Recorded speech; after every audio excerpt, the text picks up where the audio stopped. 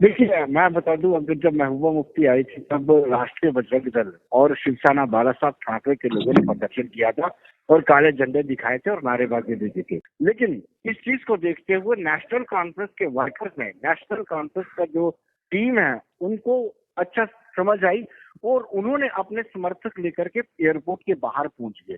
उल्टा इनका वेलकम किया गया। जैसे ही डॉक्टर फारूक अब्दुल्ला और उमर अब्दुल्ला एयरपोर्ट पहुंचे और नेशनल कॉन्फ्रेंस जिंदाबाद के नारे लगने लगे और नेशनल कॉन्फ्रेंस के झंडे भी वहां पे, ये बदलाव देखने को मिला है। अलबत्ता दोनों के दोनों नेता इस बात को जानना चाहते हैं, नब्ज तोड़ना चाहते हैं कि पार्टी के कार्यकर्ताओं कोई नाराज तो नहीं है। जिस तरीके से पीडीपी अध्यक्षा महबूबा मुफ्ती ने कहा था कि कोई झंडा नहीं उठाएंगे, इससे भी जम्मू में पीडीपी के नेताओं में नाराजगी थी। वो नाराजगी तो टोलना चाहते थे, किस हद तक नाराज है।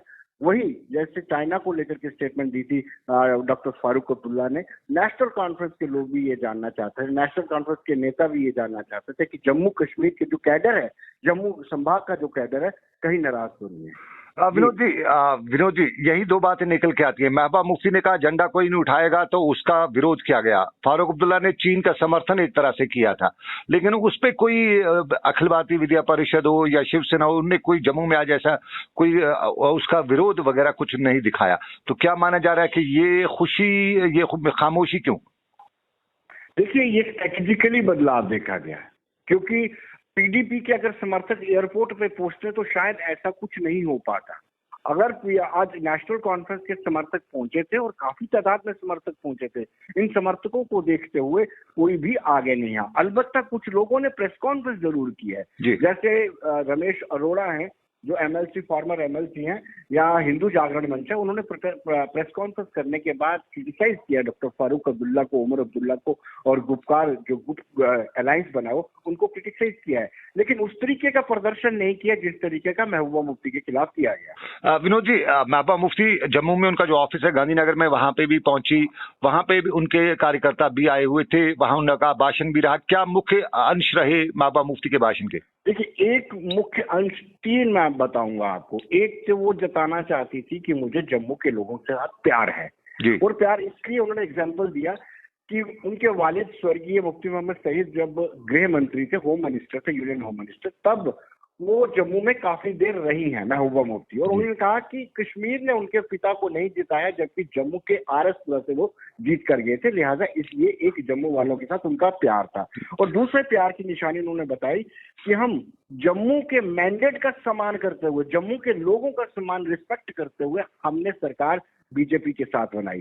तीसरा उन्होंने बताया कि चाइना को लेकर के, चाइना 1000 फीट अंदर आ चुकी है। चाइना का जिक्र बिहार की इलेक्शन में नहीं किया जा रहा है, जबकि बिहार की इलेक्शन में यह जिक्र किया जा रहा है कि 370 हटकी है, जहां से जाकर के आप वहां पर जमीन खरीद सकते हैं।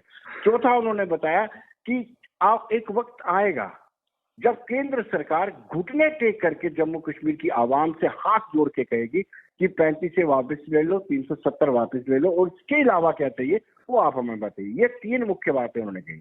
क्या महबूबा मुफ्ती के इस तरह के बयानात का जम्मू प्रांत पे कोई असर पड़ने को दिख रहा है आपको, विनोद जी?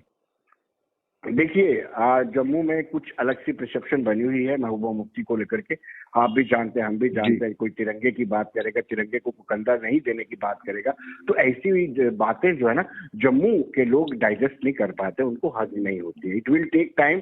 महबूबा मुफ्ती को अभी समय लगेगा, क्योंकि पार्टी के कार्यकर्ता और नेता भी ये कहते हैं कि महबूबा मुफ्ती और महबूबा मुफ्ती में ये जमीन आसमान का फर्क है। मुफ्ती सैयद जम्मू वाले लोगों से प्यार करते थे, जम्मू के अपने नेताओं से प्यार करते थे, जबकि महबूबा मुफ्ती निगलेक्ट करती थी। ये अभी परसेप्शन बना हुआ है, इसमें टाइम लगेगा।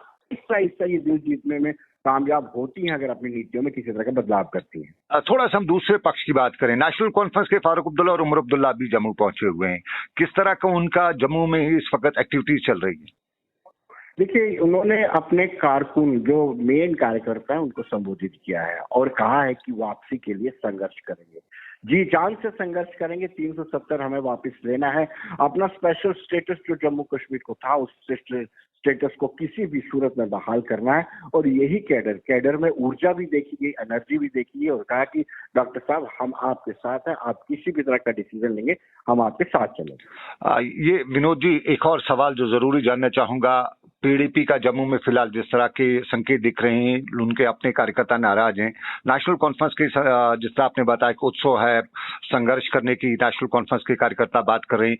ओवरऑल फारूक अब्दुल्ला, उमर अब्दुल्ला के इस दौरे के साथ साथ गुपकार डिक्लेरेशन भी या गुपकार जो अलायंस है वो भी साथ जुड़ा हुआ है, तो इसका कोई असर है जम्मू प्रांत के सूबे उन लोगों पर जो नेशनल कॉन्फ्रेंस के साथ जुड़े हुए थे? देखिए, गुपकार की जो मीटिंग कल होने वाली है 7 नवंबर को जी, उस गुपकार अलायंस की मीटिंग में काफी चीजें तय होंगी और काफी चीजें तय होंगी, जिसमें इलेक्शंस भी है, डीडीसी के इलेक्शंस है, उसको लेकर के भी क्या स्ट्रेटेजी बनती है, क्या रणनीति बनती है, क्या साझा उम्मीदवार या प्रॉक्सी कैंडिडेट उतारा जाता है कि नहीं उतारा जाता है, उसके बाद चीजें बाहर आएंगी। लेकिन ये बात क्लियर है कि जम्मू के लोग ऐसी चीजें बर्दाश्त नहीं करती हैं जो राष्ट्र हित में ना हो। लेकिन हमने देखा है कि डॉक्टर फारूक अब्दुल्ला की सेकुलर इमेज है, ये हमें मान के चलना चाहिए। डॉक्टर फारूक अब्दुल्ला मंदिर में जाकर भजन भी गाते हैं और गुरुद्वारे में भी जाते हैं, हर जगह जाते हैं, तो कहीं ना कहीं एक थोड़ा सा सॉफ्ट कॉर्नर थोड़ा सा रहता है। लेकिन एक चीज मानना पड़ेगा ना कि पिछले कुछ दिनों से जिस तरह से टेलीविजन मोबाइल से होते हैं, बाकी चीजों, तो उसमें जो गुपकार अलायंस के लोग हैं उनको अलगावादियों के खाते में डाला जा रहा है, तो इसका कोई इम्पैक्ट तो नहीं पड़ रहा है उस वहां पे?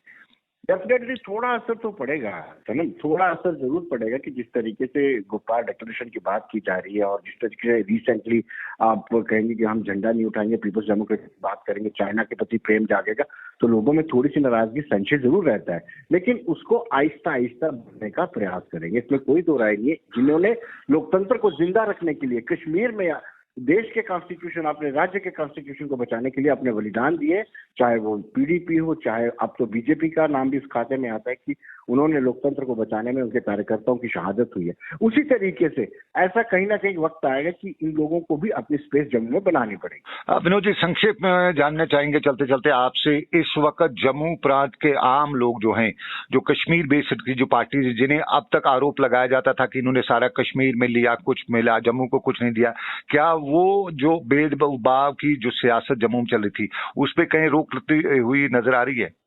देखिए, उसमें कोई बदलाव नहीं आया। आज भी जम्मू का आवाम ये चाहता है कि रीजनल पॉलिटिकल पार्टी, चाहे नेशनल कॉन्फ्रेंस हो, चाहे पीपल्स डेमोक्रेटिक पार्टी हो, उन्होंने उनके साथ, जम्मू के लोगों के साथ पक्षपात किया है। आज भी वैसी ही सोच जम्मू वालों की है।